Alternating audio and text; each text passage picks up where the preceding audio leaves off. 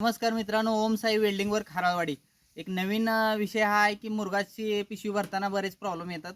त्याच्यामुळे आता आम्ही एक स्ट्रक्चर बनवलं आहे बघा. मुरगाची पिशवी भरण्यासाठी मुरगाची हाईट असते 6 फूट, तर आम्ही 6.5 फुटाचं स्ट्रक्चर बनवलं आहे हाईटला. आणि 4.5 फुटापर्यंत त्याची म्हणजे फुगल्यानंतर रुंदी होते. तर आम्ही 5 फूट केलेलं आहे. तर हे स्ट्रक्चर आहे ते 5 बाय 5ची फ्रेम आहे बघा. हे 5 फूट आहे, असं 5 फूट चारी बाजू आहेत. आणि उंचीमध्ये दिलं आहे ते 6.5 फूट दिलं.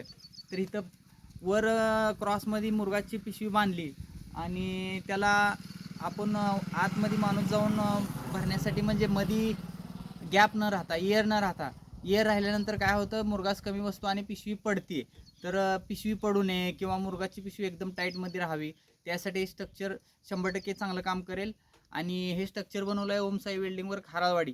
तर हे स्ट्रक्चर शक्यतो 100% चांगलं काम करेल, यात काय म्हणजे हे नाही. कारण जर स्पीडमध्ये आपल्याला कसं मकाचं एकाच दिवसात काहीतरी स्ट्रक्चर ते फायनल करायचं असतं, तर त्यासाठी 10, 15, 20 काही जेवढ्या पिशव्या भरता येतील तेवढ्या लवकरात लवकर ह्या स्टँडवरती भरू शकता. त्याच्यामुळे ओम साई वेल्डिंगवर खाराळवाडी ह्या आमच्या फॅब्रिकेशनने हे बनवलेलं आहे.